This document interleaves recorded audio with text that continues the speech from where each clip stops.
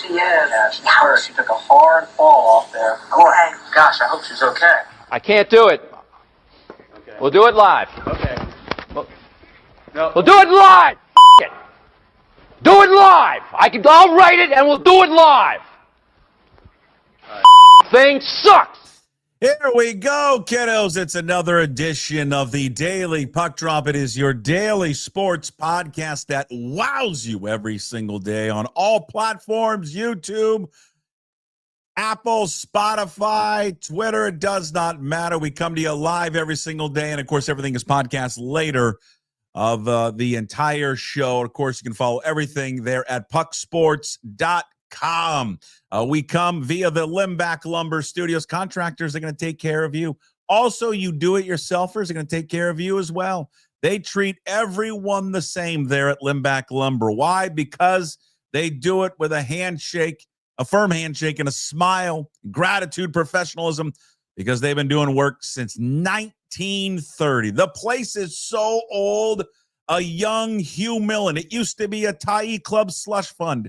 Hugh Millen painted the back walls at Limback Lumber back in the day. Give them a call at Limback Lumber, 206-782-3487. Visit them at limbacklumber.com for all of your lumber needs. Visit me on all social media platforms, Puck Sports everywhere, except for TikTok. That is Puck_sports. And as I mentioned before, please visit PuckSports.com, in which you can find all of our shows up there, and you can sign up to become a Puck's Posse member, which you support everything we do here daily, all the free content. And then on top of that, we throw you bonus shows every single week. Go check out Thursdays, A Visit with Mitch Levy from the Mitch Unfiltered podcast fame, KJ Arntz. You see how bad my prediction was on Cal Raleigh. And a young Mitch Levy rubbing elbows with the great Larry King.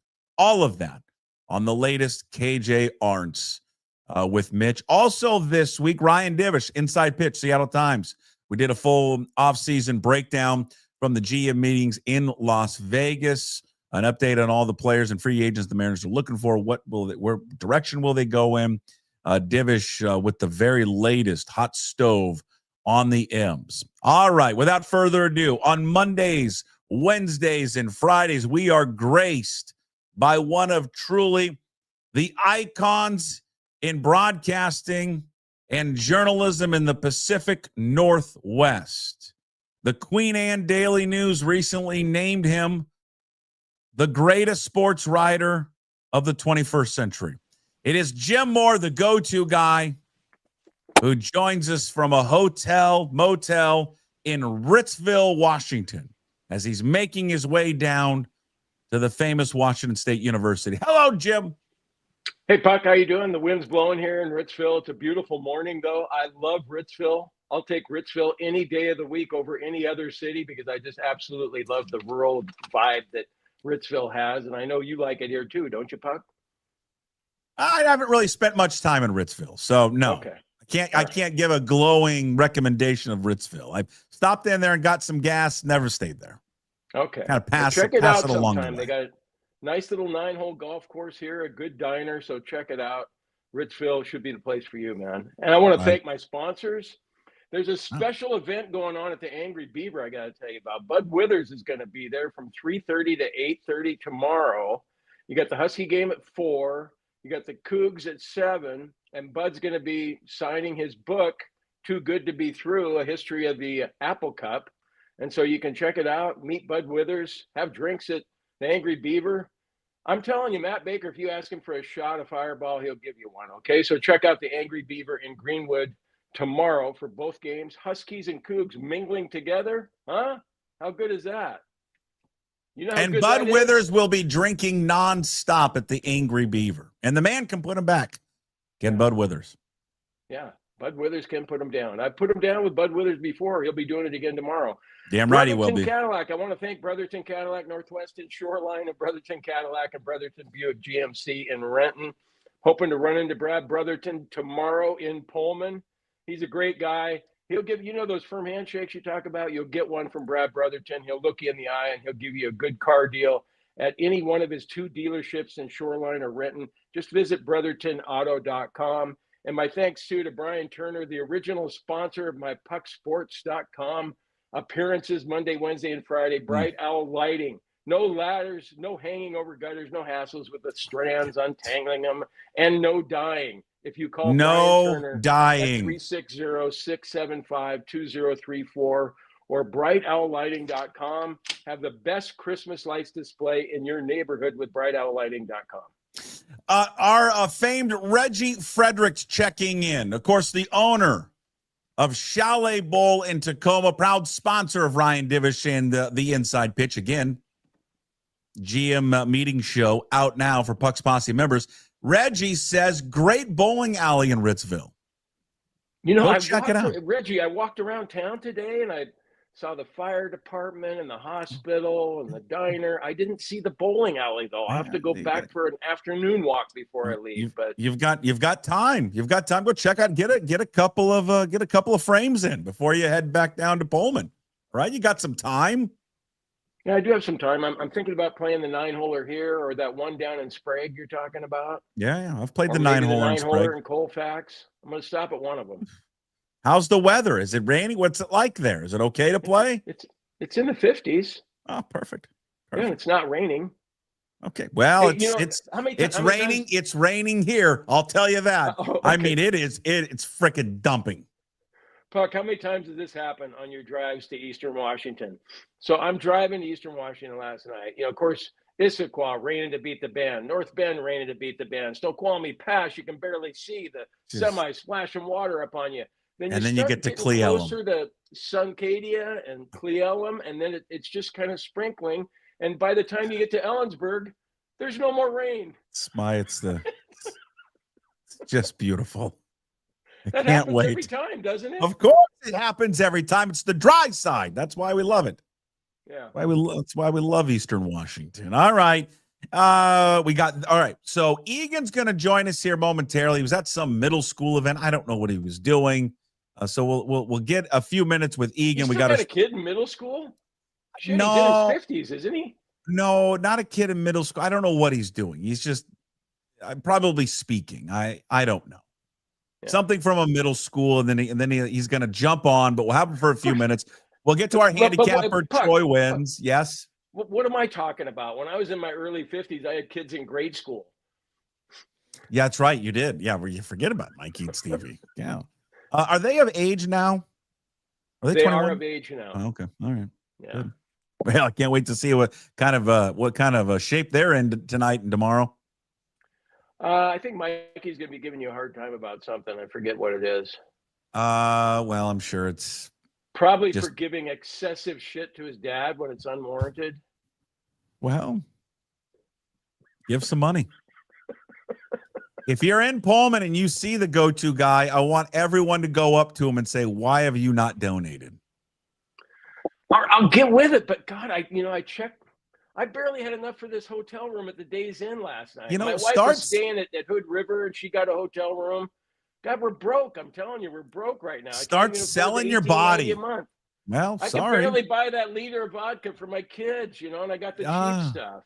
Yeah, and if you want to read more about vodka and mixing it with coconut water, sign up today at JimMoore.theGoToGuy.substack.com. Yes, your $5 a month will get you a hard-hitting breakdown it's free. You can read that well, I've beautifully paid, crafted stuff. I've paid, so I want my money back. Why did I pay then if it's free? No, you've donated, but I haven't accepted the subscriptions because I just I feel whatever. Weird about it. I don't know. Well, if you're on the fence ever about whether or not I should donate, just get his thoughts on mixing coconut water and vodka. Good or bad? Well, you know what I'm going to do, wise ass? I've got the liter of vodka in the back of my HRV right now. Okay. And I'm going to go to a store today and buy some coconut water, and I want to try it out. Don't you think it sounds kind of good? I'm not a coconut water guy, so no. I don't. I think it's disgusting. You're not going to try it? Oh, I mean, I'll try it, but I just don't like.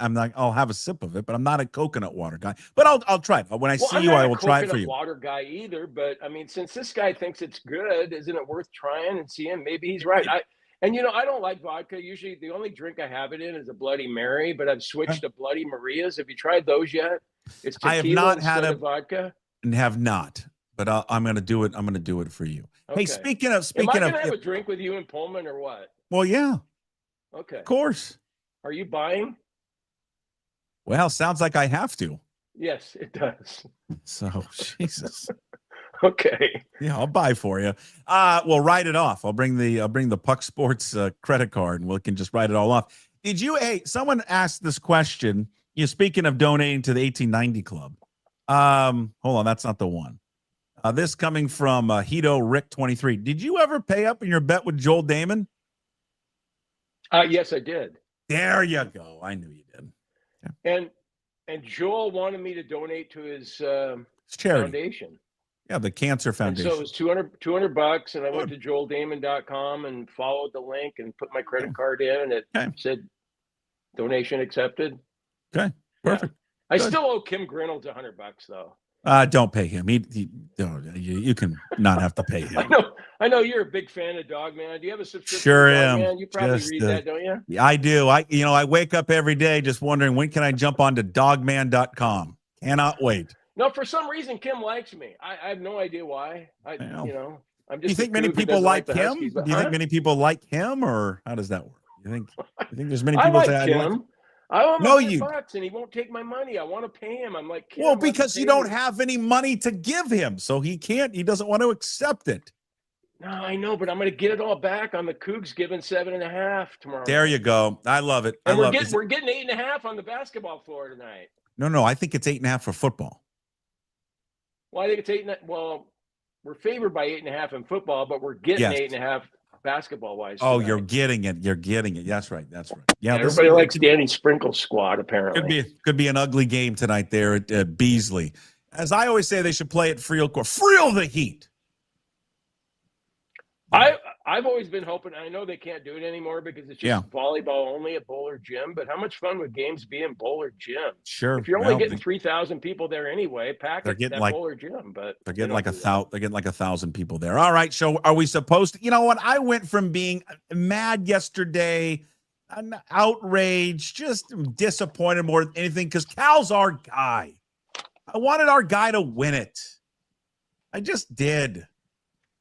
I'm not like, sorry, maybe it's fake outrage. It's so funny because everyone thought, oh, it's going to be this East Coast bias that's going to cost him the MVP. And it wasn't. It was his own division. His own division cost him the MVP. The Houston Astros and the Texas Rangers. Guy who covers the Rangers and the guy who covers the Astros. All four reporters who cover the Houston Astros and the Texas Rangers had voted for Aaron Judge. And they don't owe Cal anything. But it's not an East Coast bias.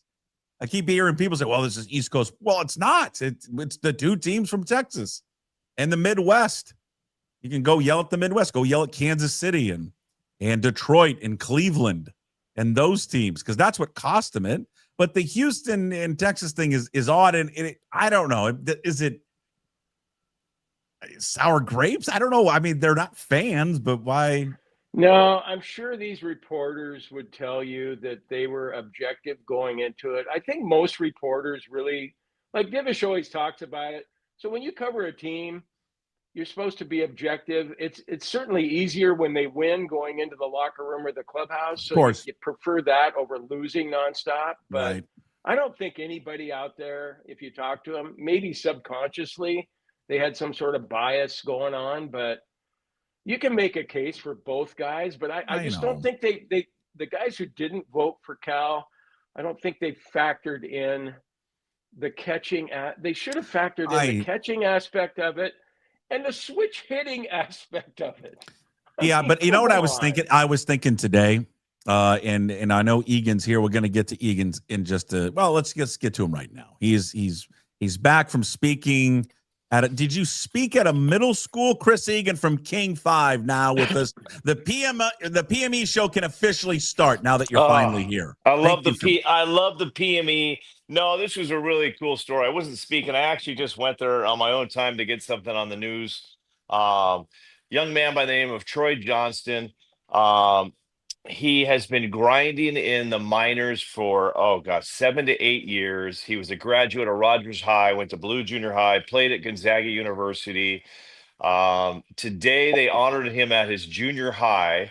Cool. It was really cool. They brought his family in, his old teachers in. The place was packed. I mean, to see 800 kids just so quiet the whole time, listening to this guy, just a class act. He got called up this year, guys, for the Marlins. Had a phenomenal year. I think he hit 278. Had some home runs. He's been picked up now by the Colorado Rockies, so I think he's going to get a great chance to play first base for the Rockies next year. But he basically just gave this message, and it was simply, what if? What if, you chase your dreams and those dreams come true? It just kind of told these kids, never give up. I love this kid because he just was just to come back to your community, go to the junior high, and he spoke with the kids for a long time after. It was a good day. So we'll have that on King 5. And this is back to my preaching multi-sport kids. How many kids make the majors from the city of Puyallup? Not many over the years. And this kid, we heard from his junior high coach, is a great wrestler, great football player, great basketball player. He said he was a little concerned in junior high because he was a better golfer than baseball player. Still golfs to this day, but just did it all. And here he is in the majors, living out his dreams. So my best to him, and it was a cool day there. Great story, Chris. Hey, speaking, you said the what if, right? What if? Yeah. I was just going to ask this to Jim. You can answer first. What if I was thinking of these reporters, these voters in Texas and Houston who did not vote for Cal? They all voted for Sure. Aaron Judge. What if Tim Booth or Ryan Divish, one of them voted for Aaron Judge? Well, can you imagine that? They would never be talked to again in this town. No, they would not. They would not, Puckett. And I mean, I got to tell you what, I got like 20 texts yesterday, like, he's been robbed. It's just unfair. And let's be clear here. And Jim, I think I'm jumping into the end of your. I mean, there's no robbery here. Aaron Judge's numbers were absolutely phenomenal. Do I think Cal should have been the MVP? Yes, but it's not a robbery. I mean, it was a very even, tight race, and just as much as deserving as Cal Raleigh is of an MVP for what he did, not only hitting behind the plate, his leadership of that team. Aaron Judge's numbers are just as good too. I mean, if not better in a lot of aspects of the game. But yes, what if Tim Booth and Ryan Divish voted for Aaron Judge? Well, they would not be welcome in the great state of Washington anymore. But go-to guy, it really seems to me that these guys just vote for it as an offensive award, right? Well, it looks that way because I suppose I was just trying to look at it and objectively, but Judge's, I mean, he hit 80 points higher than him batting average wise. And I know that apparently we're supposed to just ignore that stuff anymore. But to me, I mean, if you're a guy who hit 331 and 331's terrific, we all admit that. How many guys are hitting 300 in Major League Baseball now? What was there, a handful? Can you count them on one hand? Yeah, but but you know what I laugh about that, Jim, is this. It's this same voter is going to use his batting average, Aaron Judge, to counter Cal Raleigh's batting average, right? Mm-hmm. That's the same guy, Jim, that is going to then turn around and tell me, oh, batting average doesn't matter anymore. You don't understand baseball. It doesn't matter anymore. Well, fuck, what is it? It doesn't matter. Well, then he'll come back with the WAR numbers because Judge was better ball-wise, and OPS he was 200 points higher, and which are all good points. Go ahead, Chris. Yeah, I was just gonna say, I know if I'm a voter, I guess what I'm looking at is, will we see another season like this in Puck? I'm going your point from a catcher. And no, you will not. And that's where I think it's most valuable player. It's offense, it's defense, it's clubhouse, it's leadership, and his defense. I'm sorry, guys. It's just like, this is a former platinum Gold Glove winner with one of the best pitching staffs in all of baseball. What he did this season was absolutely incredible. And do we hope that he has a season like this again? Sure. Will we ever see a season like this from a catcher again? Never again. And he should have been MVP for that. Here's the question I would ask those, especially the 4 reporters in Texas, Jim. I would ask, it's a simple question. It's just simple. And if they can, and they answer any way that they want, who impacted their team more? Yeah. That's all I would ask them. Who impacted their team more? And if they say Aaron Judge, they're lying. Yeah, they're just lying. And I followed up. He didn't impact the team more than Cal Raleigh. It's not possible for Aaron Judge to impact the team more than Cal Raleigh. He did it offensively, and what he does as a catcher has greater impact than anything Aaron Judge does. Anything. It's not just the catching. It's the fact the meetings. He gets there before everyone. He's got to have a meeting with the starters. He's got to have a meeting with the bullpen guys. He has got to go then take BP and hit from both sides. He puts in so much more work behind the scenes than a position player. It's ridiculous. So that's the question I would ask those guys. Who impacted their team more? You'd ask them that, and then I would come in right behind you, Puckett, and follow it up with which player is the reason your teams weren't in the playoffs more? Which impacted the reason why the Rangers and Astros aren't in the playoffs? And would have been Cal Raleigh. Jim, what I don't like about it, kind of what you were talking about before, that they are just voting this now as an offensive player. That's all it is. It's just who's got the best offensive numbers.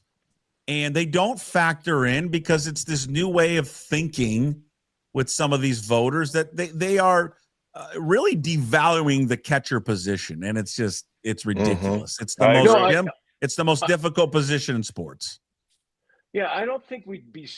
We're not just saying this because we're in Seattle, a Seattle-based podcast. I honestly feel like if we were in Nashville or Charlotte or you name the city, Topeka, Kansas, I think I'd be looking at it going, wow, that's pretty weird that guy in Seattle got screwed on this deal. Because you talk about it, Puck. What does Aaron Judge do pregame? Well, he takes some pop-ups, maybe some two hoppers out to right field, throws to third base occasionally, and then he has to. Who's starting tonight for the other team? You look at his tendencies or whatever, but you're not. I mean, Raleigh's got to look at the starter for the other team, figure out how he's going to approach him, and then if they bring in the lefty from the bullpen, how he's going to approach him right-handed, and then he's got to take swings in batting practice from both sides of the plate. All these different things. I'm surprised that these guys that think they know everything about baseball, that they didn't factor that in and weigh that in, because a right fielder doesn't have to do anything compared to Chris, starting catcher. Yeah, and all that. With all that in mind too, who's the closest with the umpire? He has to know every night who's behind the plate with him and how he's positioning pitches and all that stuff. There's so much that goes into being a catcher. He squats for 3 hours a night. Squats. Yeah. He doesn't stand out in the field. He doesn't just stand out there and if you're a right fielder, how many balls do you get in one game? And choose and sunflower seeds and throw the ball into the stands. I mean, it's just and it's not like the discrepancy between the two was so great. He had an unbelievable offensive season. The other guy had an historic season. Historic. That's never been done before. And these guys just couldn't see that, through their eyes. And they don't value the position anymore. He led Major League Baseball in home runs. He led the American League in RBIs. He had the single season home run record for a catcher. He had the single season home run record for a switch hitter. I mean, it's no one will ever repeat what he just accomplished. Third most innings caught in baseball. Remember, didn't have a pass ball all season long until the playoffs. All season. And it's just I came across this tweet. Since the BBWA started awarding the MVP since 1931, he is the only player in the history of the award to have 60-plus home runs with his team making the playoffs and not winning the MVP. Wow. The only one. Wow. Well, the only one to break Mickey Mantle's record and tie Babe Ruth and not win the MVP. I mean, gee, you just go on and on. It's. But what do you guys think that Cal thinks about it? I mean, do you think he's taking it in stride? He seems like the kind of guy, outwardly anyway, what we know about him. He's so humble that he would take it in stride. But don't you think a private moment with his dad and his brother and his mom, he's like going, are you fucking kidding me? Yes. I'm sure there was that moment. I mean, they're at this level because they've been competing all their life. He doesn't go into the home run derby and have his, he puts his dad there because his dad puts him in the best position to win that thing. He wants to win at everything he does. So I'm 100% agree with you, Jim. Yeah. On camera, Aaron had a good, shucks, we'll go get him next year. Behind the camera, it's a different story. He's a stone cold, quiet competitor. And this this bullshit that Major League Baseball did yesterday too. I don't sign I up for heard the that. show went on for way too long before they way announced too long. But they had both of them up there. I mean, imagine how uncomfortable, even for Aaron Judge, if he lost. Yeah, they had them both on camera. And it's just like, and then when they announced it, they go right to Judge and then you know that Cal's not comfortable with that stuff anyway. No, but I'm just like, I mean, I don't know. Tell him before who's going to win it, and F you to Bob Nightingale too. What's Bob Nightingale doing? Why is he announcing the winners 8 hours before the award show? Why did he do that? For some reason. Yes, and he's the president, I think, of the BBWA. He announced it. He said, Shohei Ohtani is going to be unanimous winner, and Aaron Judge is going to narrowly beat Cal. What? Why would you do that? I just thought the whole thing was stupid. Don Mattingly announcing the award. He was shit-faced, by the way, with his cat climbing on his shoulder. He announces it, and then they go to Aaron Judge, who has got two stupid, sorry, I know you got a small dog, Chris. I'm just not into him. He's got two small, stupid lap dogs climbing all over him. And I mean, I'm just like, F the whole thing. It's so dumb, all of it. Oh, we saw your dog, Egan. Your dog was just stretching. Chris, I'm sorry. Talking about that I'm just making sure. Just tell me next time I'll ever put earmuffs on, Puck. I'll just ever put earmuffs on. Cal Raleigh's got cowboy boots on and some big, just a hurting dog, right? He doesn't have a lap dog. Aaron Judge does. I think the word is it was uncomfortable, Puck. Just if you're going to have a winner, you don't need to have cameras all over Cal. It's very uncomfortable, but it was not. Little yapper go anyway. I think Puck get Charlie. Sorry, I love Charlie. I think Puck scared Charlie away. Sorry, Charlie. Sorry. Oh man. Yeah, I don't, man, whatever. I just think it's. And I don't think it was a media bias thing. I watch MLB Network probably as much as anyone, and I watch it all the time. And I'm telling you, like you would come away watching their shows thinking that Cal was going to win. Yeah. And I just, for what? And again, you look at the voting. The East Coast voters from the NL East or for the AL East, it was 7-7. It was split. It was the Houston Astros and the Texas Rangers. And just think if two of them flip, now you got co-MVPs. Bad call. Yeah, bad call. Meanwhile, did you see Ohtani when Ohtani won? Did you guys watch it yesterday? Meanwhile, when Ohtani won, he's got one of those lap dogs too. I'm gonna go get my lap dog. Go get Charlie. Keep talking. Keep talking. Jim, right when he wins, God, I should have had the video. Right when he wins, he goes in like you think he's gonna hug his wife and give her a kiss. He leans in looking like he's gonna hug his wife and ends up kissing the dog instead. Likes the lap dog more than anything. I was hoping when Ohtani you're won. You're okay with kissing dogs, though, aren't you? Because I kiss mine. Do you kiss yours? Of course. Yeah, but just the lap dogs. There's Charlie. Look, Charlie, I got to bring her.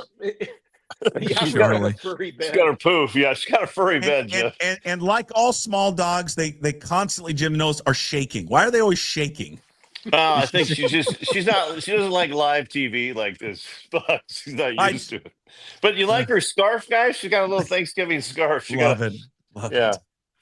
She got her tidy yesterday. What is it? Bath and tidy. I literally have to drop her off, and they're like, "Chris, what would you like today?" I go, let's go bath and tidy today. Yeah. So yeah. Jim, have you ever had a small dog like this? All right, Charlie. Good work. Good work. Good job, Charlie. Dogs. Yeah, my parents had a Maltese. Okay. Yeah. We had them too. But no, I prefer like a real dog. Yeah, a real dog. Retriever, for instance. Chris has a fake dog. Last time I checked, Charlie is real, guys. Can you walk Charlie? Does Charlie go on walks? She goes on walks. I take her on walks. I mean, I grew up. I had an old English sheepdog, huge dog, and that was But those dogs also leave some big things in the yard. So I like Charlie because I can mow right over it. I thought you were going to mow right over Charlie. Oh, no. The only thing I have to worry about Charlie is the late nights taking her out, because the coyotes and the eagles and the hawks and all that stuff. But but you can't take Charlie on a trail and off leash and have it jump over the highway. No, not off. Yeah, we don't want any of that. No. I mean, still a real dog though. At last I checked, but. Your dog, hey, Egan, your dog's cute, man. If I Oh. love it as much as you do. Yeah, Man. we had small dogs growing up too. We'd had both, but Yeah. I just think the Judge thing. He just looked like an idiot on the couch with his family. And F him and F everyone. Well, by the way, I got a new favorite player you guys are going to like that I want you to root for. The story's not going to come out till next week, but Ty Okada of the Seahawks, safety. Great story. Had to sit down with him this week. You're going to love this guy. This is a kid that grew up in Minnesota, did all like Troy Johnson I talked about earlier, did all sports, but was a quarterback and was getting no offers. And he basically went out and put his tape out there to hundreds of colleges and sold himself as a defensive player. One college came back, Montana State, and offered him a walk-on spot on defense. And he said, I'm going to Montana State, Mom and Dad. So Ty Okada took off to Montana State, no guarantees, walk-on job, made the team. 1 year later was all Big Sky, and now he's starting safety of arguably the best defense in the NFL. But just another cool cat to root for as we get ready for a big game this Sunday. So Yeah. Unfortunately, not on King 5, though. no, it's not going to be this week, Puck, but there's going to be a lot of good things on King 5. Including the big game of the week tonight. Two of my favorite coaches, Coach Valek from Liberty taking on Coach Miller from Lakes. We're not streaming anymore, Puck. That's why I didn't call you, because it's state playoffs now. But I did pitch it, Puck, to the sales department next year. Okay. Having the state championship games, maybe the semifinals on King 5, and 3 of the salespeople said, better be Jason Puckett with you there in the booth. So Yeah, I mean, right. you, my friend, are it's growing. So how about we get a 3-man booth, and Jim Moore can be our Howard Cosell. Jim on a 10-second delay. I think that would be. We would love to have Jim, but I do, in all seriousness, with high school sports, I do want to. We had a story run 2 nights ago, and I want to give a shout out to the kids at Mount Tahoma High that had the courage to sit down with me. This is a team, Jim, Mount Tahoma, the T-Birds in Tacoma. They're 10-0 for the first time since 1980. They won back-to-back state championships in 79 and 80. They went on a 39-year playoff drought. And this Keith Terry took over the program 4 years ago, and they were just awful. And he got these kids believing again and kind of built up this now senior class when they were freshmen, and they are now one of the best teams in the state. But last April, one of their star defensive players, Veron Lockett, was shot down and killed in the Salishan area of Tacoma. The team has kind of rallied around him. He was number 14, so they have 14 on their helmets. They put 14 on the fence line with cups. There's 14 everywhere you go. These kids, if they're ever down, they just look at each other in the helmets and look at number 14 and say, well, what would Veron want to do right now? And he was just a great kid. Everybody kind of just said this was just a kid that was hardworking, hustled, brought energy. So it's so hard.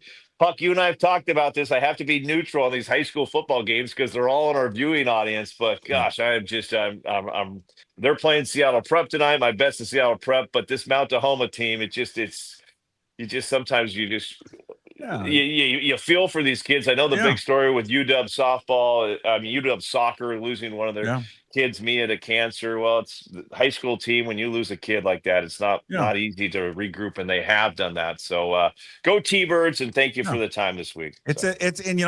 I know several people that teach there. It's a tough area. It just is. It's a tough place to grow up. It's a tough area to go to school. And it's just it's hard there, but God, they're a great football team. Maybe the best uniforms in the state. Yeah, and I look forward to catching that story. Did Ahmad Rashad go to Mount Tahoma? He did. Art Teal went there. I also believe Ron Say was a Mount Tahoma guy, Mount Tahoma grad as well. So who's Art Teal? He used to the Wicked Wit of the West. Was that sportspressnw.com? Hey, Egan, I got one for you. And I want to give you a compliment first, because the stories that you have they're always stories that are emotional, inspirational, and I just think that there's more to sports, and you always seem to capture that. So I really appreciate that, and I think the viewers do too. Now I want to talk to you about something different that's not Okay. so inspirational or Here's emotional. the Like butt. something I love how you. dirty seems to be going on at Rainier Beach High School. Oh, And I'd like I know you where and you're Todd going with Milles this. to get to the bottom of it, okay? Okay. How did they somehow get the #1 recruit in the country to all of a sudden say, "Hey, you know what? I want to go play at Rainier Beach"? Well, I mean, when you're a high school with 5, 6, 7, 8 NBA, you have I think is there like 8 to 9 NBA players that went to Rainier Beach at one point? I mean, you've got a pretty good alumni base. Okay, give me the So, dirty part of it. I don't want to know the part I well, already no, know. I don't know. I don't know what's dirty. I just know. I mean, I don't know anything. Todd may know more about this, Jim, but I mean, if you're a kid looking where you want to go, and all of a sudden an NBA player calls your cell phone and says, "I think you should go play here at Rainier Beach." I mean, It that could be smells a like little. Nathan Hale. It smells like Nathan Hale. Well, no, but Nathan Hale was Lorenzo Romar hiring his buddy who had no business coaching so he could get Michael Porter to go there, but he couldn't even keep his job because he got fired. The That only, was. Jim, I'll tell you yeah. this. I'm going to tease this because I Okay. record with Todd in the morning. I asked Todd about it, Okay. so he gives an answer to it, but I want to save it. I'll But say this. but I Jim, feel better that Jim, he's not coming out of like Lincoln High or Yeah. Federal Way, or, he's not a kid But- that he was set to go to Kent Meridian High School. He's coming from another state. no so one would ever go to Kent Meridian. They would go to Kent Ridge. Jim, but you are right to go, well, what are the dot? There is a dot being connected to why the kid's going there. Okay. It's two very familiar names of why he's going to probably end up going there. Well, they're Well, I probably guess paying the kid, aren't they? I don't think it's even. But with They're that paying the mind, kid. and with that mind, I don't think Rainier Beach would need to pay him. He's going from an elite, I mean elite high school in Sherman Oaks. That is like the most premier high school in California to a public school in Seattle. Rainier but I Beach. think you don't they're can. paying. I don't know all the rules on this, Jim, now, but I know there's a kid at Lincoln and a kid at Mount Tahoma that they're being sponsored by a burger restaurant. Joint. Yeah, burger joint in Tacoma now. They can be paid. These high school kids can be paid. I mean, I know Luke Egan this year for Rogers High Tennis. He would get a gift card to Chipotle. Sure. Every time he got a straight set victory. Buddy Garrity was paying kids at Dillon High for years through the car dealership. So Buddy Garrity. All right. So where are we going? Hawks. Who do you think? Hawks win? Egan? Ooh. I mean, this is a team you just can't bet against right now. I just like whoever McDonald throws out there is just it's been one of the most impressive coaching things I've seen in a long time in Seattle. How he is, and I can't give him enough credit. I can't think of. I was thinking the other day when I went over there, the shoes that he had to fill stepping in after Pete Carroll. And just kind of having to kind of work under that shadow. Mm-hmm. And from day one on, it has been his way. And that's how he's done things. And I know we've kind of poked at him and he's stacking wins, chasing edges, but I mean, he's been consistent like this ever since he came here, and what he's doing right now with his team. Very impressive. To answer your question, I don't know, because Matthew Stafford, everybody thought he wasn't going to make it through the season with his health, but he looks better than ever right now. Yeah. I think this is going to be a hell of a football game. I really do. I don't even know where to go on this one right now, guys, because I think it's just two red hot teams, and we're going to find out how good the Seahawks are on Sunday. But I'm giving the edge to the Hawks. Switzerland. Come on, Hawks and Rams. Hawks win it. Hawks win it. The all-time leader in field goals, Jason Myers, is going to knock one through. Victory, Seattle. There he goes. All right, Egan. Enjoy the rest of your Friday. We'll be catching the big game highlights tonight there on King 5, and all of your coverage all weekend long there at the King 5 Sports Desk. And we'll talk to you next week. Thank you, Egan. There's a good chance, guys, I'll be applying for an athletic director job. So just wanted to throw that out there. Hey, but we'll take you.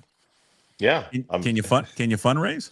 I can fundraise for. I got a lot of big donors here at Puyallup. So well, we could. Hey, you're in. put a All little right. crimson and gray on. All right. You're in. There he is. Thank See you, you. Chris Egan with us there from King 5 with us every single Friday. Check him out at King 5 Television, king5.com. All right, you want to get update on all the top betting football games of the weekend. I don't think we've had him on in a few weeks. Like, we've had schedules all over the place. It was just last week, wasn't it? Well, I think it's been a few weeks since we all have been together. He is our handicapper, and he joins us on Fridays, ladies and gentlemen. It's Troy Wins, PuckSports Handicapper, TroyWins.com. Follow him on social media. It's Troy West. Hello, Troy. How are you, sir? Doing great, guys. Sad to be back from Vegas and in this weather, though. Holy smokes, 80 degrees at the pool. I don't know why I came back. Yeah, you got to to stay tired of there. losing. You got to stay there. All right, Troy. Yeah. All right. If you go to TroyWins.com, tell everybody what they're going to get. Yeah, guys, we handicap literally all sports. This is the best time of season, guys. We got hockey, college basketball, NBA, you name it. We cover it. We've actually just launched an awesome Discord. So if you go to our Instagram, you can find the Discord. We do all sorts of free bets in there, contests. We do prop plays. We do everything. It's TroyWins.com. It's a one-stop shop when it comes to sports betting. Okay, we'll get to our locks of the Troy, week. Before we get into the picks, can I ask you what your worst bet was in Vegas and your best bet? The worst bet, that was easy. Actually, the worst bet was the Huskies on Saturday against Wisconsin. Not just didn't cover the spread, but we had them on the money line. And then actually the best bet was the Seahawks and also the Lions on Sunday. But boy, the Huskies, they put a damper in the weekend right out of the gate. That was brutal. So as a Husky fan, that was the worst loss since Montana. Oh, it was for Jim and I. It was one of the better weekends we've had in quite a while. Let's start with college football. Pittsburgh taking on Notre Dame, and Pittsburgh is getting 12.5. What do you like, Troy?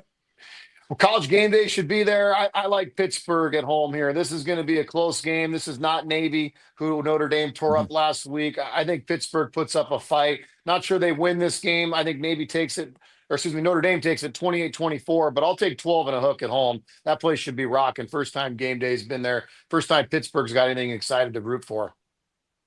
I'm looking forward to this game, Troy. We got John Mateer in Oklahoma getting 5.5 at Alabama. Which way are you going on that one? This line keeps dropping. It started at 7.5. It's down to 5.5. This can be a great game. It's probably the game I'm most looking forward to watching in college football this weekend. I'll take Johnny Football and the Coug legend. Is that what he goes down as? The Coug legend? Yeah. Give me John Mateer plus the points. I think they lose 31-28, but I'll take 5 and a hook. Yeah, okay. Kind of an elimination game, really, for Oklahoma. Well, maybe. Yeah, I think so. It's an elimination game. All right, in Los Angeles, weather's going to be terrible if they're traveling from Iowa, thinking, we're going to go to the sunshine of L.A. It's like it's raining like awful down there. Like they're calling mudslides down in Los Angeles. It's awful. USC's at home. They're favored by 6.5 against the Hawkeyes. Yeah, USC is getting way too much credit here. I know for the sake of the show, we've got to keep it at 6.5, but I would take Iowa and buy it up to 7.5. Give me 7 and a hook. I really like Iowa in this game. This is a good football team. They've kept things competitive most of the year. This game's going to be close. 28-27 USC, but I'll take 6 and a hook here. Boy, another good game. Coach Sark and his Texas Longhorns going to Georgia, and they're getting 6.5, Troy. Georgia really hasn't killed anybody this year. I like the dog here, taking a lot of dogs. Texas is playing a lot better. Somehow they're still in the playoff talks. Give me the Longhorns to keep this one close. I'll take 6 and a hook as well. Texas keeps it close, 28-27. Where Jim and I will be tomorrow, it's God's country. It's America's team, Washington State at home, taking on one of their bitter rivals, Louisiana Tech. Cougars are favored by 8.5. I was shocked to see them favored by this much. I know Louisiana Tech's not very good, but man, after the Cougs lost to Oregon State, I just don't know how you could be favored by 8 and a hook. I'll take Louisiana Tech plus the points here, guys. Cougs win. I'll take La Tech in 8.5. Okay.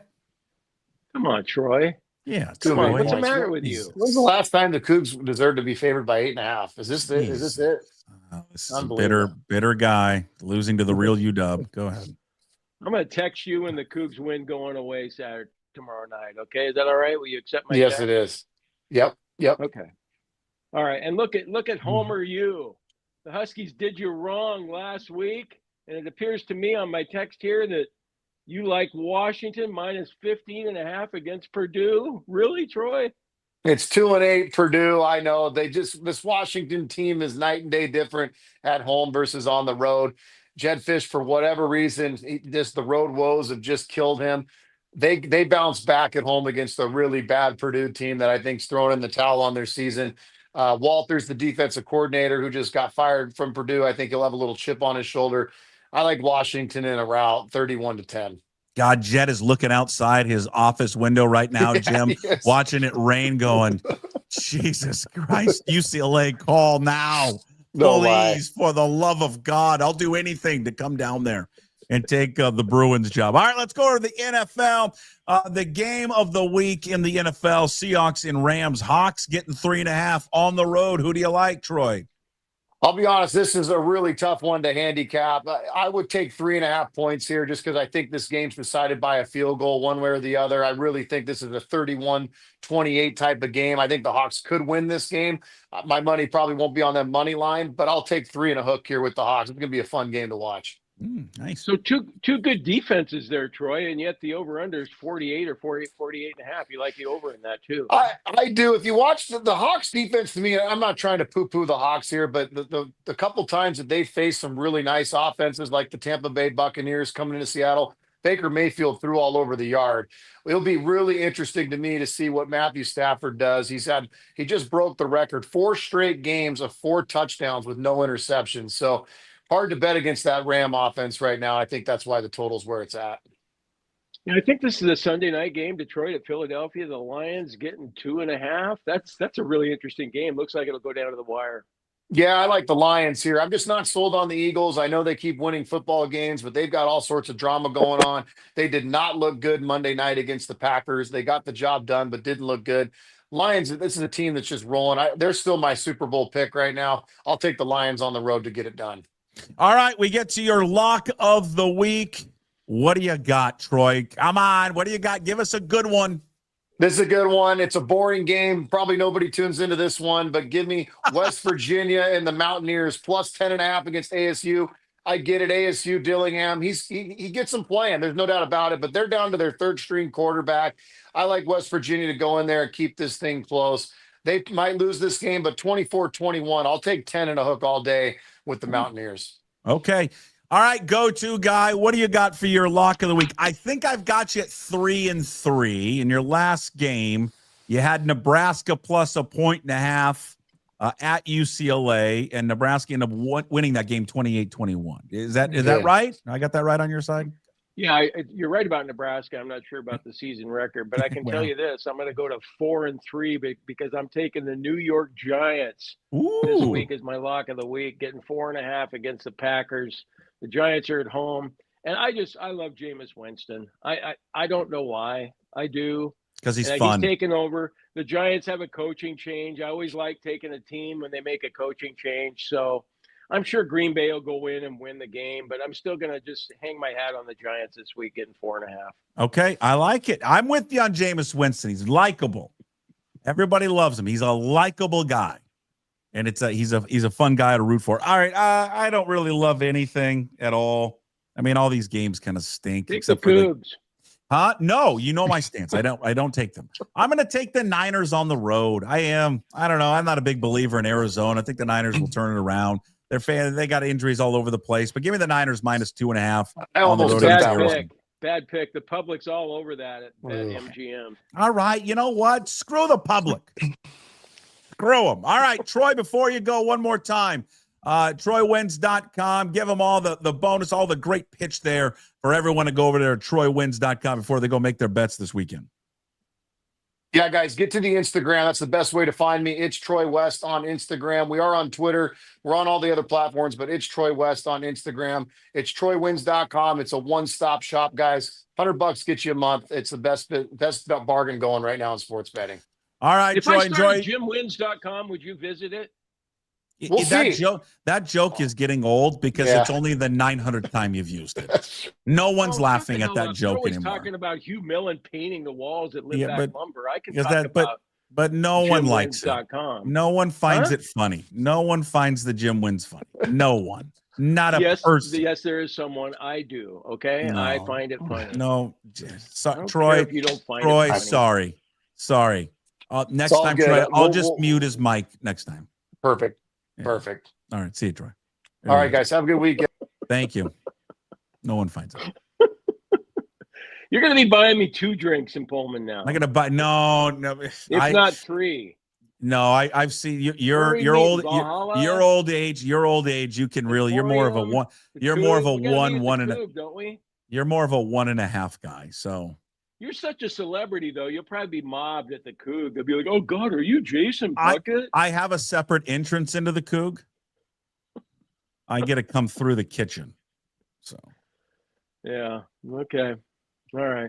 I'll be so excited to see you. Can I get your autograph when I see you? I would hope that I'll do a selfie if you want. I'll give you a picture, but don't spend too much time hanging around. Like get the picture, the auto, and then move on. Okay.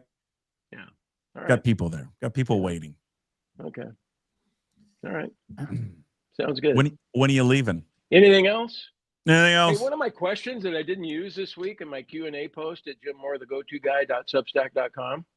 Somebody actually asked me to, what my deal is with Dave Pearson. He wants to hear some stories about Dave Pearson. So that'll be in next week's Q&A post. I'm sure that'll be of huge interest to a lot of people. I cannot wait.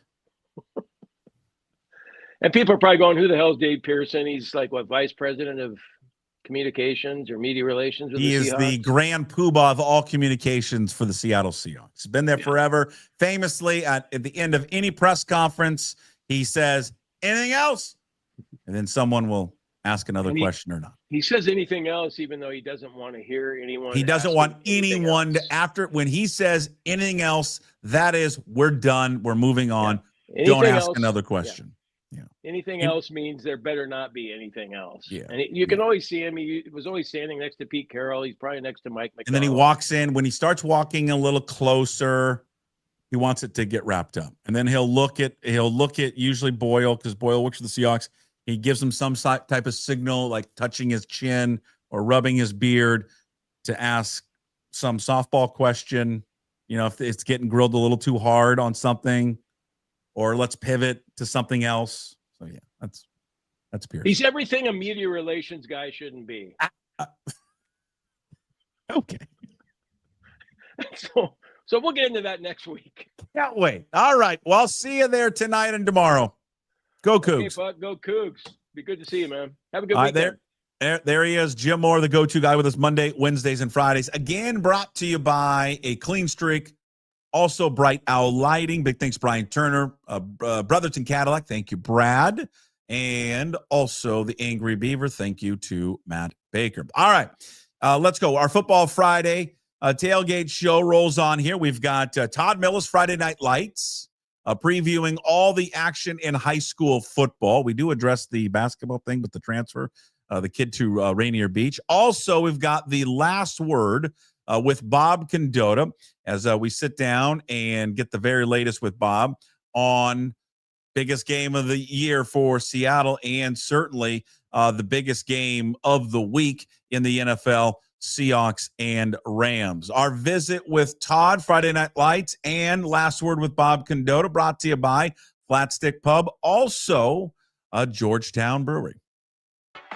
If it's fun you desire, it's fun you're going to get at Flat Stick Pub. It doesn't matter what the occasion is, whether it's date night, guys night, ladies night, or large group event, Flat Stick Pub's got you covered. They have 6 great locations across the Pacific Northwest, from Pioneer Square to Kirkland, South Lake Union, Spokane, Bellingham, and Redmond. All locations offer the best pub experience in Washington. 2 rules at Flat Stick Pub: drink local and have fun. Pretty simple. So if you like to have fun, love local beer, and great tasting food, make Flat Stick Pub your next spot. Visit them at flatstickpub.com. Jones right up the middle, touchdown, Eastside Catholic. Rolling out is Cobb. Now he goes back. Oh, it's intercepted. Oh, my goodness. And it on the way. Pass. Jason Wilson could go. Yes. Touchdown, Irish. Rolling to the near side. He's keeping it. He's in. And he's in for the touchdown. Leo. 9, 8, 7, Moser has to go. 2 seconds. He puts it forward.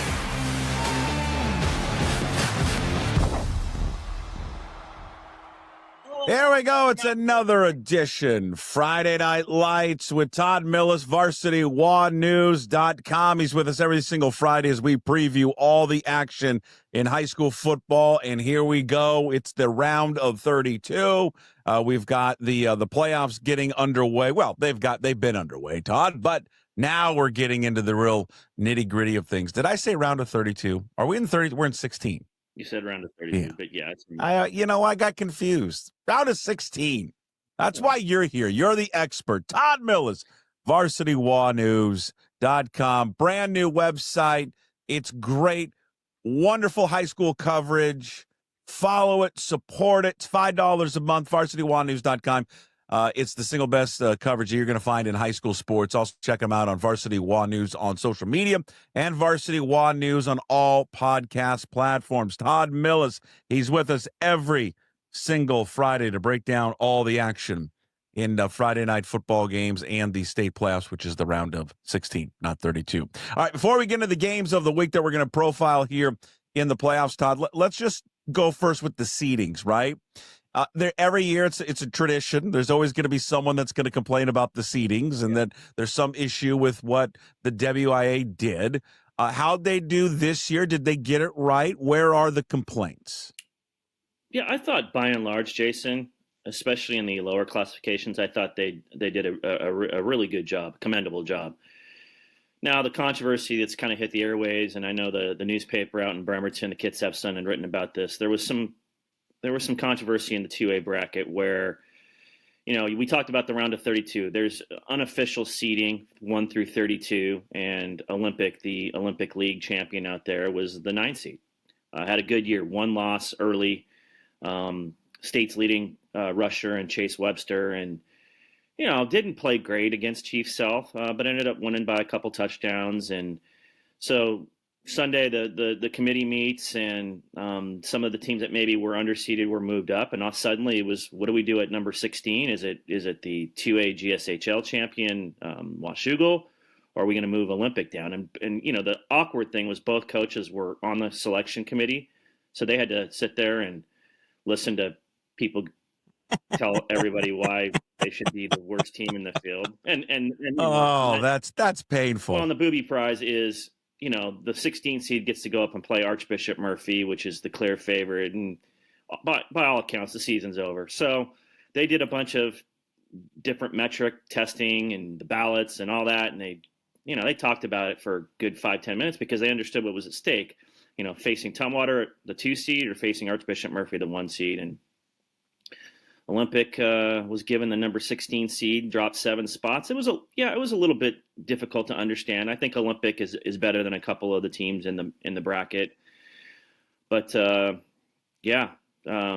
not happy. So Todd, let me interrupt. Do the coaches from Washougal and Olympic, do they have to recuse themselves, or do they get to make an argument for why they should be moved up? Are they part of the conversation? Yeah, they had an ability to comment about, their team schedule, strength of schedule, what happened in week 10, stuff like that. They were not asked to go in another chat room or anything and wait it out while everybody else figured it out. I have seen that happen before in basketball, but it did not happen on Sunday. Okay. So, Interesting. Yeah, that's like an arbitration hearing in baseball where the club who obviously wants you back is telling you, yeah, but you're not worth that money. You're not worth $10 million. You're worth $6 million, and this is why, because you're really not good here, and here. Yeah, that would be uncomfortable to listen to for those two coaches. All right, let's get to the games of the week. We got 3 games we want to profile. Let's first start here for a Kennedy Catholic 8-2 on the year, taking on Graham Kapowson 9-1. This game's going to take place tomorrow, 5:00 at Art Crate Stadium. Kennedy comes in with the wing tee. It's always a challenge when not a lot of teams run it anymore. Is GK up for that challenge to face that offense? Yeah, and you talked about a couple of the curious decisions. Another one was in 4A, a little less scrutinized, but Graham Kapowsin was the 5 seed out of the round of 32, dropped to the number 6 seed, and lo and behold, they're in kind of the bunch run formation bracket with Kennedy Catholic this week in the wing T, and if they win, they get to go maybe potentially see Gonzaga Prep and the triple option next week in Spokane. So they're not a happy bunch either. But yeah, everybody's kind of pointed to this Graham Kapowsin run defense, Jason, kind of being the Achilles heel. And the 2 times that I've seen them against O'Day and Puyallup, I thought their tackles and the inside of their defense, the interior, really held up pretty well. Now the wing T is a little different. You don't get to see it a lot in 4A, like you said. So it's going to be a different challenge of discipline for that defensive line and those linebackers. But on the flip side, you look at Kennedy Catholic, and the reason they're going 80% wing T this year as opposed to 60-40 like they have with that and the air raid here the last couple of years under Pat Jones is that's what their personnel is. You look at Dante Saladino, Royce Miller, Nico Lexiwile. Those are big, strong running backs. So that's what their personnel will dictate getting in the wing T. But on the flip side is they don't really have the athletes to run with the perimeter athletes of Graham Kapowsin, Case Betts, Jay Salaz, and obviously quarterback AJ Tuivasa. So it's going to be who can stop the other when it's not really, you're not really acclimated to do so. I do think Graham Kapowsin's pass game does prevail against Kennedy Catholic, the NPSL champion. But I do anticipate, especially when you have Derek Coleman-Brusa, the number 1 recruit in the state, trying to rush the passer. I think it'll be a closer game than people think, but I think the Eagles find a way to prevail. And speaking of Derek Coleman-Brusa, the young man from Kennedy who's going to go to UW, he's on the midweek Varsity WA News podcast, which you can go listen to on all podcast platforms, which includes Eric Curley, former head coach, and Matt Evans previewing all the games from the state action or previewing the games here in the round of 16. But also that interview with the UW commit, again, Varsity WA News on all podcast platforms. All right, another 4A game. Moses Lake will be at home. They're undefeated. My guy Brady J, 10-0 against Bothell, 7-2. That will take place tomorrow at 1 o'clock there in Moses Lake. As you wrote at Varsity WA News, 4A Kinko's always been dominant. It's been a very, very strong league. So the Mavericks, though, get him at home. I would think that would be an advantage for them. Yeah, the times that Moses Lake has made the state playoffs recently, they've had to go to Gonzaga Prep in Spokane, and it hasn't not ended well. These 2 teams played at Pop Keeney in 2016. Brett Jay was not the coach at that point. The Cougars won easily. They're really excited about this matchup because I think they know they can run the football with their big offensive line. It's Silent Sam and Miles Welch. Now, Sam has been a little dinged up, so I'm curious to see what his workload would be like this weekend. But they should be able to run the football. I'm just curious to know how Tom Boehner and company is going to stop Moses Lake passing attack. They were last in the Kinko 4A in pass defense, giving up almost 164 passing yards. They gave up 14 touchdowns on the season. You might as well double that when you're facing Brady J. So, 330 and whatever, 4 or 5 touchdowns. If it's going to be a game about possessions. If Bothell can limit the possessions, I think they have a chance to go over to Lions Field and win. But if Moses Lake can get 8, 9, 10 possessions, I think our guy Brady J is going to cash in more often than not. Let me refresh your memory. 3,585 passing yards and 64 touchdown passes, and his receivers, Carter Anderson, Grant Smith, Elijah Burns. It's just a mismatch against Bothell's secondary. So it's whoever can dictate tempo and how many possessions I think will win the game. Yeah, he's been fun to watch. Did not have a great game last week in their victory over Issaquah, but they didn't really need him. I think he threw under 200 yards in that game. All right, 3A action. Lincoln 7-3 on the road. Taking on Rainier Beach, which is 7-2. That game is tonight, 7:30, Renton Memorial Stadium. A rematch of last year's play-in game won by Lincoln. How does Beach reverse course and get the win tonight? Yeah, Jason, these 2 teams have played a couple times in the postseason. I remember when Rainier Beach came to Lincoln Bowl in 2018 and beat them in a low-scoring game. The Aves did return the favor last year.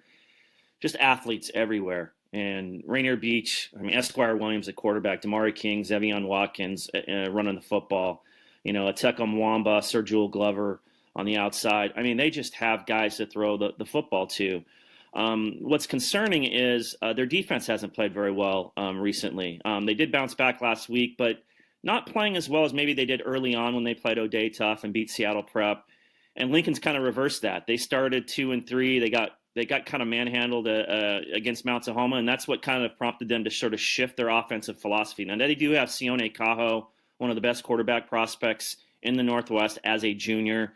They're running the ball a lot more with Jadion Scranton and kind of letting Sione take his shots behind a young offensive line in some play action. He's got a couple good athletes, too, Casey Williams being one of them on both sides of the ball. Right now, this is a pick'em game. Lincoln's probably playing a little bit better together right now than Rainier Beach, but I think Beach has more firepower. It's interesting because I think on the website I picked one, and on the podcast I picked the other. So I mean, you go ahead and pick whoever's going to win. I flip a coin, heads or tails, but I think it's going to be a great game as part of the nightcap of that doubleheader on tonight. Hey, I want to stick with Beach, but I'm going to ask you a non-football question. I'm going to ask you a basketball question. Let's go for it. This is, I think, I don't know, many people have seen this yet, but Rainier Beach's basketball program just landed the #1 recruit in the country. A young man by the name of Tyron Stokes, who transferred from Sherman Oaks down in California to Rainier Beach for his senior season. 6'7", combo guard, 5-star. Do we know why? Like what led to this? Do you have any information, Todd? Yes, I think that's true. I'm gonna, Lauren and I are gonna come to Rainier Beach. Winter basketball starts Monday, and the plan is to head to practice to make sure we see sight of Mr. Stokes. But there's the Aaron Goodwin connection here in play. I think Jamal Crawford, the agent. Yeah, that is Stokes's NIL, potentially his NIL agent. He has it's Jamal Crawford's longtime agent. Who again? The Goodwin twins were Crawford, Gary Payton. I mean, there's a long list of like a Seattle connection. Correct. Okay, Yeah. so I'm sorry. So Goodwin is Crawford's agent, and Goodwin is advising is his NIL guy for Tyron Stokes. Connected to Stokes and all making sense. Yeah, so they have that connection in play. I think if you're Jamal Crawford and your son's coming to high school and he gets to play with the #1 recruit in the country who left Notre Dame in California. Now I know that was not, there was some suspense because Stokes was weighing his options, enrolling or maybe going to Europe or NBA G League stuff, but he has opted to come up north. It's a lot like Michael Porter Jr. when he came to Nathan Hale a few years ago when he was arguably the #1 recruit in the country. But why leave Sherman Oaks? That's a prominent high school in California. Yeah, I don't know. I don't know what the fallout was down there, but yeah, he did announce that earlier this month that he was leaving, and then he was weighing his options, and so he still has. I think he's still undecided about what college he's going to go to. Kentucky, Kansas, at the top of the list. But hey, the Metro League just got it just got a little more enjoyable to go watch on a nightly basis, and obviously with his coming to Rainier Beach, I don't know who else in 3A has that kind of firepower to even. It's going to be an uphill battle for everybody else in 3A. Is Jamal's son is on the team? Is Jamal an assistant coach there? He has been a volunteer assistant coach. There has been chatter that maybe someday he will take over for Mike Bethea. I got to watch him be the head coach last year when Mike was sick and he coached the game against Eastside Catholic. He does a great job. He's calm. Sure, he's wonderful. So his son is a 9th grader. Could be a starter in that backcourt. So it's Rainier Beach is going to have four guys, 6'7" or 6'8", and plus Jamal's son kind of in the backcourt. So watch out, Metro League. But good for fans. Good for fans to get out and watch. It'd be a must watch. I'd watch them early. Yeah, I'd watch them early and before that place gets crazy and you can't get into the gymnasium to go watch that team play. All right. Great stuff as always. Next week we'll talk about now the round of 8, which will just it's winding down fast. And again, you can follow all of the coverage with Todd and Lauren, the entire crew there, VarsityWaNews.com, the podcast Varsity Wa News, wherever you get your podcasts, including tonight. Todd, Eric Curley, usually they get a coach on. I don't know if Matt sometimes jumps on, sometimes doesn't in the nightcap. It's just you, usually just you and Eric. And then the coach, but that will come out around midnight there on all podcast platforms. Just search Varsity Wa News. Todd, appreciate it as always. Have a great weekend. Have a great night of watching and covering football tonight and tomorrow, and then we'll talk to you next week. Appreciate it, Jason. Talk to you next week. All right, coming up next, the last word. Bob Condotta covering the Seattle Seahawks for the Seattle Times. Seahawks, Rams, showdown on Sunday. The last word with Condotta next. Drink Georgetown Tavern Beer, your new locally brewed domestic-style lager. 4.2% alcohol. Cheap, good, local. That if you prepare well, your team is probably going to play well. You're not always going to win, but they're going to play hard, and they're going to go out there and give good performance. You can live with that. Today we're going to talk about our next opponent.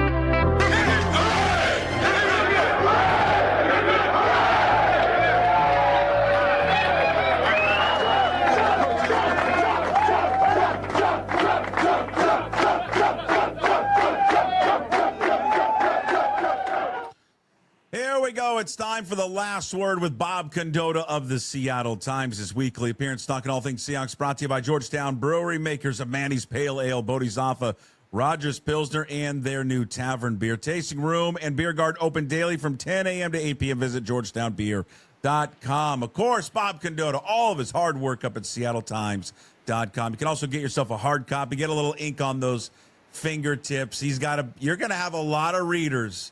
I bet you've had a lot of readers this week leading up to this game, Bob Condotta, and I bet your game story Sunday night is going to be a huge read up at seattletimes.com. You are a great historian of Seattle sports, all of it.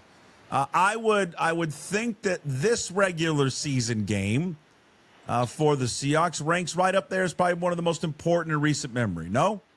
For sure, yeah. I mean, I wrote earlier this week that the season finale in 2020 against the Rams that they had to win to get to the playoffs, or win the division and get to the win the division. I mean, was a big one. And then we were talking about that the other day. If you're talking, but that was a game with obvious stakes, and there was 19 was the huge game to get to the against the 49ers that had the number 1 seed on the line. And so the 49ers won and got the 1 seed, and the Seahawks fell to the 5 seed. That was a really big one. If you're kind of talking in-season games or, further into the season, not one that's almost a playoff game kind of thing like that was, but was the 2013 game against the Saints on a Monday night, if you remember that, the year of the Super Bowl. And they were, I think the Seahawks were 10-1, and I think the Saints were 9-2, something like that at the time. And, it kind of felt like whoever wins this game is going to be the number 1 seed out of the NFC. The Saints were just a couple years removed from having won the Super Bowl at the time. And the Seahawks ended up winning that one 34-7. And I think that's the game that got them to 11-1 and, really kind of helped them secure. They still had to win some games to secure the number 1 seed down the stretch with the 49ers coming on. But yeah, for sure. It's fun to have a game this at this point in the season that feels like both such a measuring stick of just how good they are, but also has such tangible meanings on the line to get to the if you want to win the NFC West and get the number 1 seed in the NFC, you probably are gonna if you lose this game down there, then you for sure obviously have to win the game in December 18th up here. But if you can win this one, then you really just take such a huge advantage. If you can win this one, then you've got the Rams coming back to Seattle in December for that one, and if you could win that one, that right there would be such a huge swing and thing. So for sure, but it's fun that I don't want to say say it's out of the blue, because if you've been really paying attention to the Seahawks for a while, I think you've seen that they're a much better team than everybody thought they were going to be, and that they could do things like this year. But I think nationally, it's a little bit out of the blue. I think that that Philadelphia plays Detroit on Sunday night, and that was for a long time viewed as one of the NFL games of the year. But that night, that might not necessarily be the most important game on the NFL docket this weekend. Well, it's just great 2 games back to back, right? I mean, you could have, these are the last 4 teams remaining in the NFC that get a play in that 1 o'clock window, and then Sunday night football. When you look at the Rams and Seahawks, both the same record, they've done it differently though, and I think you could I think even Seahawks fans would agree with this. Maybe not. You never know. Take a step back. Their resume though is certainly better than what Seattle's put out, and just in terms of opponents and who they've beaten. Is that for sure. fair? Yeah. I mean, that they beat the 49ers in San Francisco as well as they did is probably a better win than anything Seattle has. Strictly having done that, for sure. What? Colts game?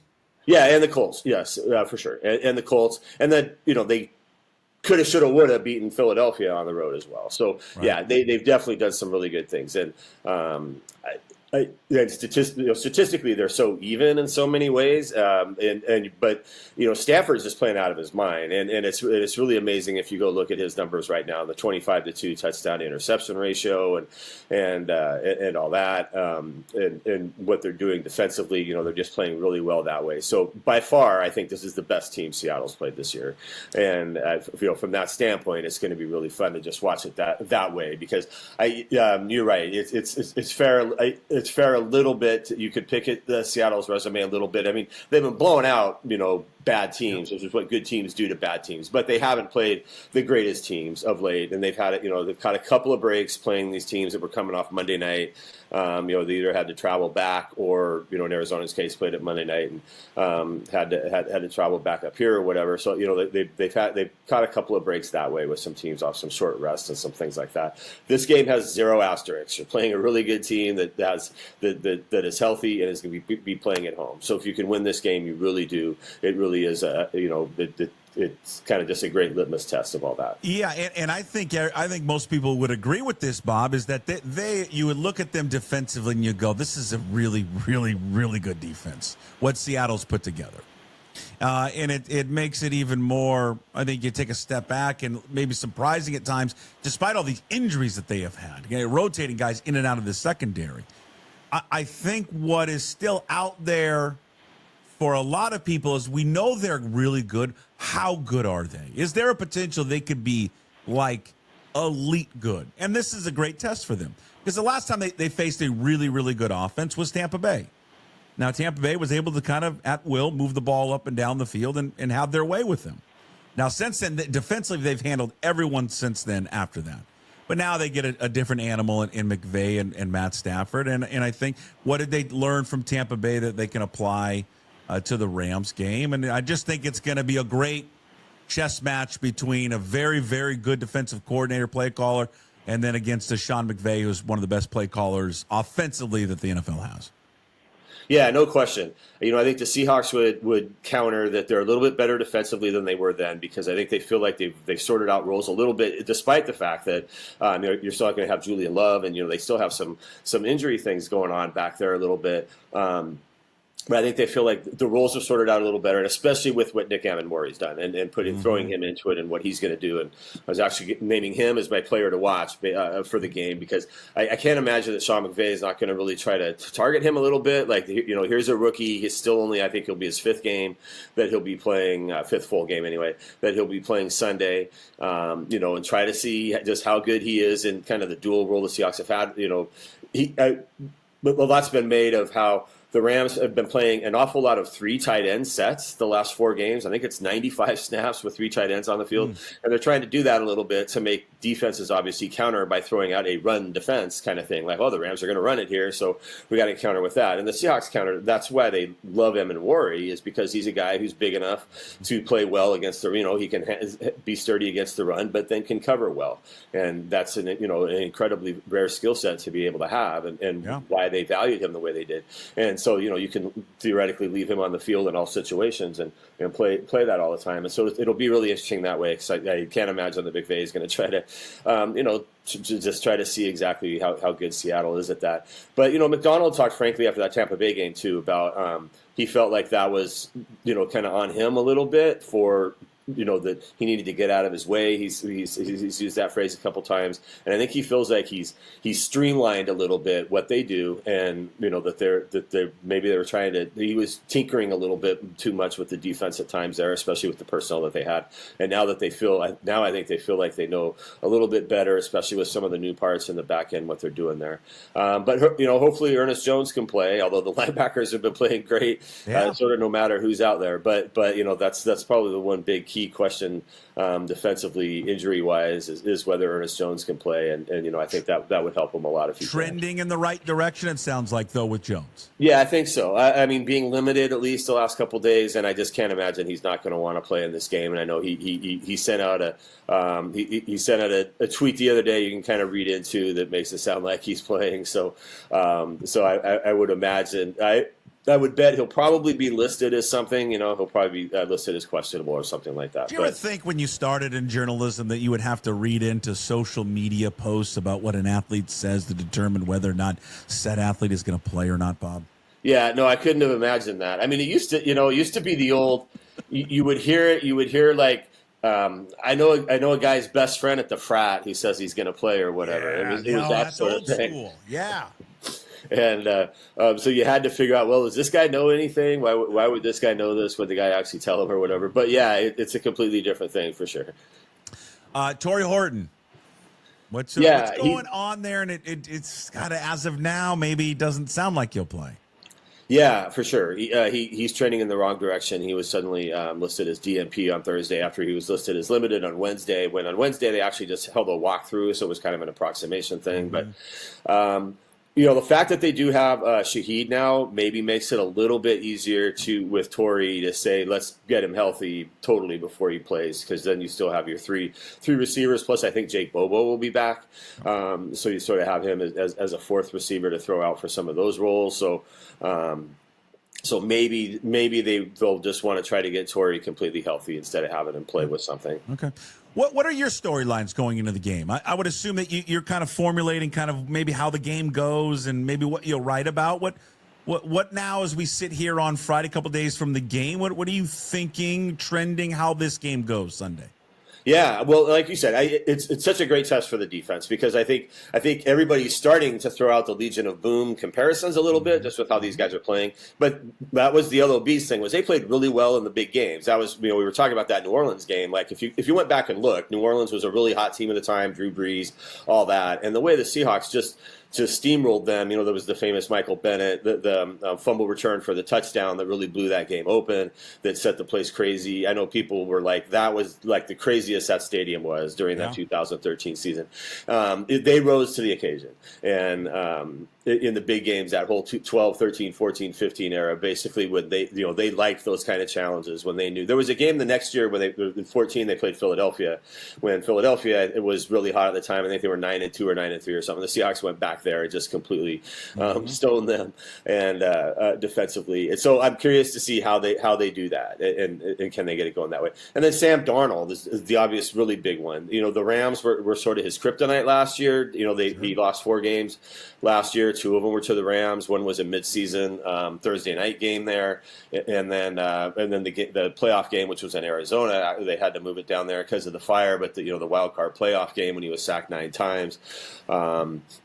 And so, those games, I think, were games that people looked at a little bit when assessing him in the offseason, of like, when he played a really good defense, he didn't play as well. Yeah, he got 1 million yards when they were playing the Bears or whatever. But when he had to go up against, these couple of games against them, and then obviously the games, the Lions as well. But, that Rams game was the last image that people had of him. And so, that's a thing too, because as we were talking earlier with Matthew Stafford's been great this year, not just the interceptions, but he's not really getting sacked a whole lot either, which is a little bit, he sometimes has taken some sacks here or there, but I think he only has 14 right now through the games.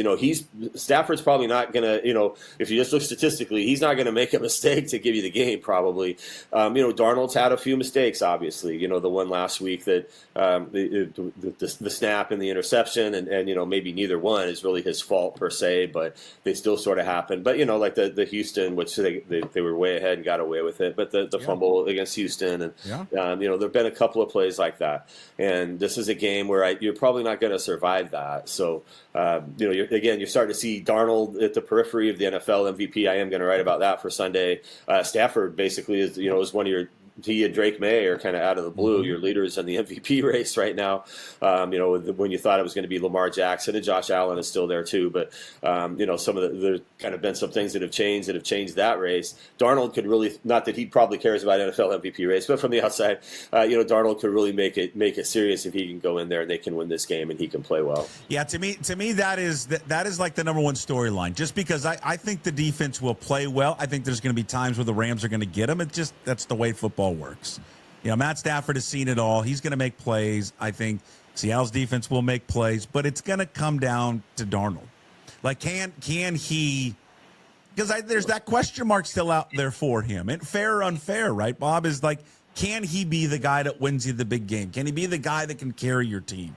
He's going to have to make some throws. He's going to have to limit turnovers. He doesn't have to match Matt Stafford on Sunday, but he can't be like New York Jets Sam Darnold, and he hasn't been. I'm not saying he has been, but I think for him personally, he'll never acknowledge it. I think he sidestepped it. I think even with you guys this week, as I think many of us would expect him to do. But that last meeting has got to stick in the back of his mind. He's a competitor. It just does.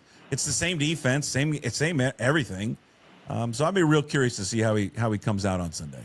And performs. Yeah, definitely. No, I agree with you. There's no way he can't be thinking about it. But he's savvy media wise. He's not gonna admit that and kind of throw that pressure on himself publicly, or try to take away from the team kind of thing.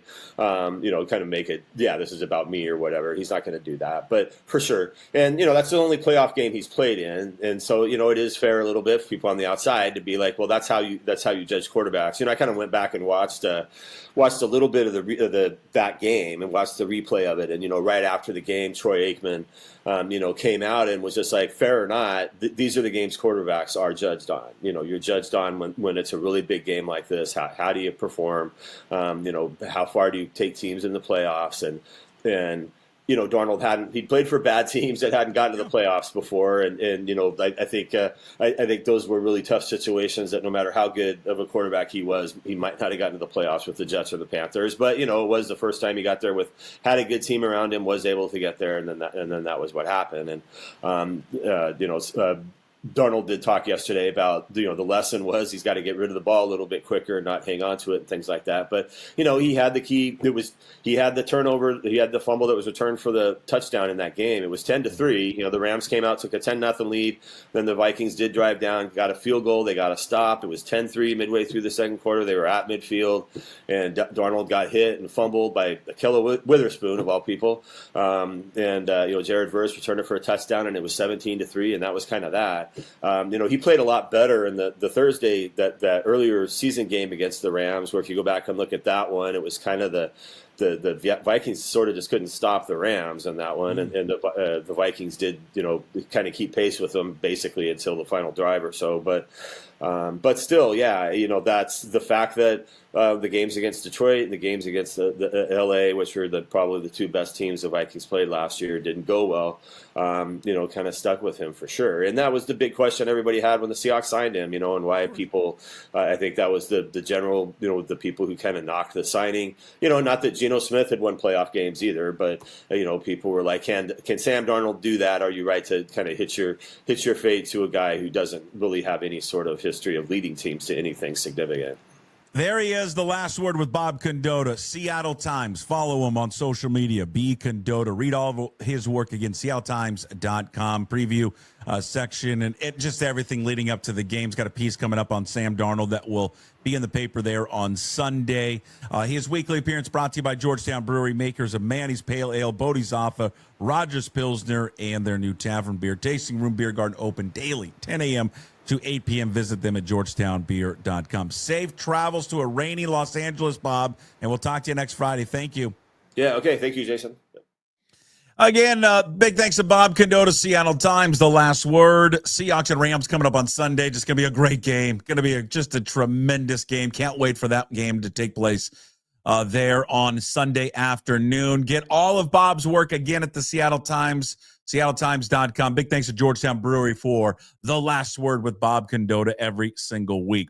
We've got Hey What the Puck coming up here in just a quick second before we wrap up Friday's show. But on this day, November 14th, 1993, Don Shula becomes the coach, NFL coach with the most wins in NFL history with 325. Enjoy this slice of sports history.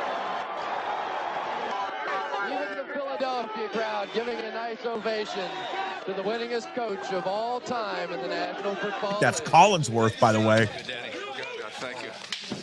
You're a big part of all that, baby. I think Danny won 100 and some of those victories that I'm, got on my record. But Danny, thank you. And everybody else. A hell of a day. It's one I'll never forget. Every player on the team, and this is going to be a bronze sculpture with this, the last ball of the field, being on top. Thank you, John.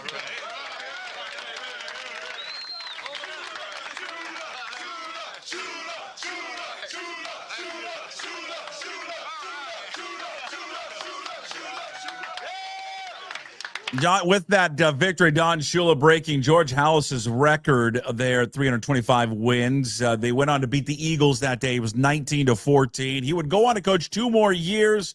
Most wins as a head coach in the NFL, 347. He was a 2-time Super Bowl champion, 4-time AP NFL Coach of the Year, a part of the NFL's 100th anniversary all-time team. Upon graduating at John Carroll University, he played in the NFL from 1951 to 1957. He goes into coaching. He lands his first head coaching gig with the Baltimore Colts in 1963. He stayed there until leaving to join the Dolphins in 1970, passing away in 2020. Don Shula, NFL, becoming the coach with the most wins in NFL history in 1993. How about some literature on this day, November 14th? Huh? I bet you've read one or maybe both of these books. 1883, not when it came out in 1883. Treasure Island, released in 1883 by Robert Louis Stevenson. How about that? I'm sure you've probably read that in school. Some of you, hopefully. Also in 1851, Moby Dick comes out, authored by Herman Melville. Again, how about that? 2 classic books on this day, November 14th. All right, happy birthday on this date, November 14th. Going out to Jack Sikma, Sonic Center. Turned 70 today, born in 1955. First-round pick, 8th overall in the 1977 draft by the Sonics. Went on to play 9 years with the Soups, averaging 17 points and 11 rebounds. 7-time All-Star. With Seattle, of course, part of the 1979 NBA championship team. In 1986, traded to the Milwaukee Bucks for Alton Lister. Terrible. And then that was the downfall of centers in Seattle. Right there. Never got one again. Never. After they traded Sikma in 85 or in 86, never had another center. I think the best one was Benoit Benjamin. That's it. Unbelievable. All right. Hey, What the Puck, brought to you by Restoration One of North Seattle. Your restoration company that lets you avoid stress of water, fire, and mold damage with their property restoration services, locally owned and operated. Make them your first call when damages affect your residential or commercial property. 206-817-8917. Visit them at restoration1.com, the North Seattle franchise. Going back to the Seahawks and Rams coming up on Sunday. The Seahawks defense is going to make plays. They're going to rattle Matt Stafford. They're going to get to him. They're going to show improvement from the Tampa Bay game. On the flip side of that, Matt Stafford and McVay are going to do things that probably rattle the Seahawks defense. This game is going to come down to number 14, Sam Darnold. Sam Darnold doesn't have to match Matt Stafford, but Sam Darnold has got to make some plays. He's got to take care of the football, which he hasn't done in the last few games, not taking care of the football. He has got to change the narrative about him because everyone nationally, maybe locally, but nationally is waiting to write it. Great season. Oh, it's been great for Seattle. But Sam Darnold still can't win the big game. Can't do it.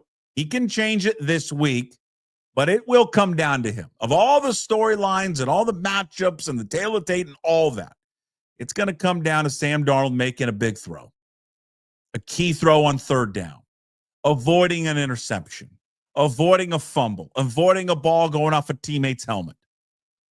He's got to take that next step to be where you start to change the narrative. You got to come out with the victory this week, or maybe they lose, but you're not the reason they lost because people are waiting and waiting and waiting and waiting and ready to pounce on the still can't win the big one, Sam Darnold. All right, that's Hey What the Puck, again, brought to you by Restoration One of North Seattle. Give them a call, 206-817-8917. Visit them at restoration1.com, the North Seattle franchise.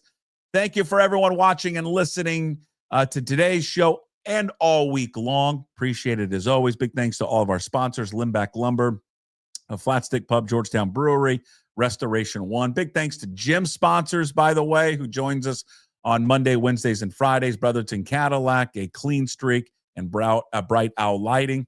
Also, the Angry Beaver. Great spot to watch the Cougs and all of the sporting events there in Greenwood. You can find today's Daily Punch-Up up on YouTube. When you're there, please subscribe to the channel, like the channel, leave a comment. Also, find the Daily Punch-Up on your favorite podcast platforms, Apple, Spotify, does not matter. And you can find everything up at PuckSports.com, including signing up to become a Pucks Posse member. You've got bonus shows this week. Ryan Divish, Inside Pitch, Seattle Times, breaking down all the offseason moves that are awaiting Seattle to GM meetings in Las Vegas. Also, yesterday's KJ Arntz with Mitch Levy, all available if you are a Pucks Posse member. Go to PuckSports.com. All right, everybody, enjoy your weekend. Have a fabulous one. Go Cougs, go Hawks. We will see you on Monday. As always, we promise to be better. No shoes, no ties. Would anybody like to smoke some pot? Yeah. I was born to lick your face. I was born to rub you, but you were born to rub me first. What do you need my address for? We like to send out a mailer. Mother of mercy, I don't speak Japanese!